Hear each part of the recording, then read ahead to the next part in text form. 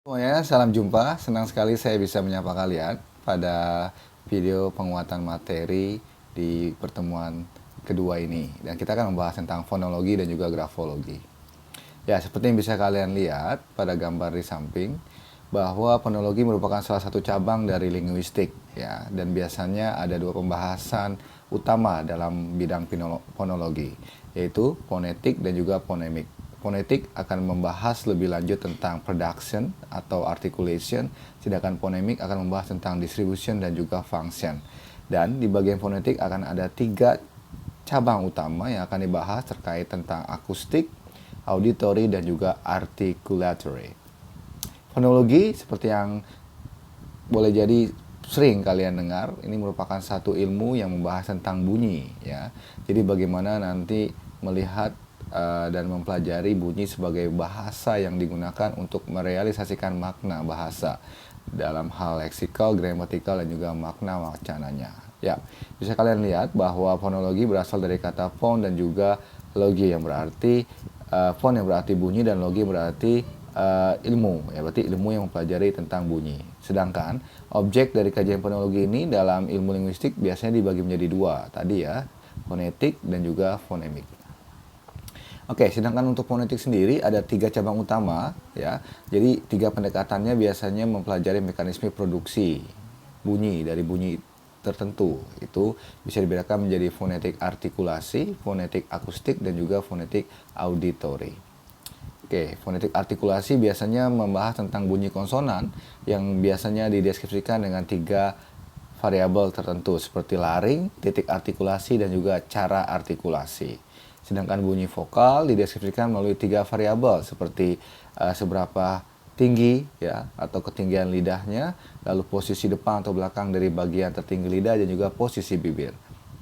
Ya, sedangkan fonetik akustik ini mempelajari bunyi berdasarkan ciri-ciri fisik dari gelombang bunyi tersebut. Karena fonetik akustik ini biasanya menyelidiki bunyi bahasa menurut aspek fisiknya sebagai getaran udara. Contoh, saat kita sedang memainkan gitar, ya, jadi ada sehingga menyebabkan udara bergetar pula kan. Jadi terjadilah bunyi yang dapat kita dengar. Jadi ada resonansi di sana. Nah, kalau dalam bentuk fonetik akustik, kalau dalam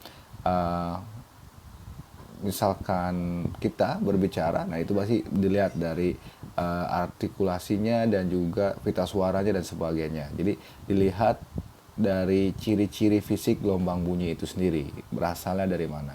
Sedangkan untuk fonetik akustik biasanya juga melakukan penyelidikan spesialis tertentu terhadap peralatan elektronis yang rumit. Nah, jadi biasanya dikerjakannya dalam laboratorium fonetis.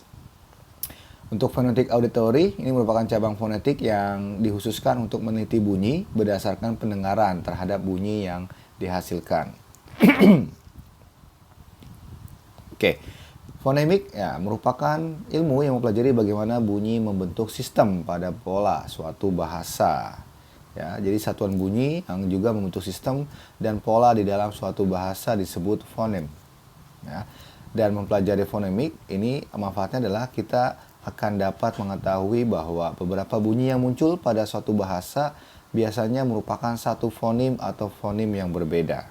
Contoh, kita bedakan contoh park taman dengan stop berhenti, ya. Park, park. Oke, stop, stop. Ya.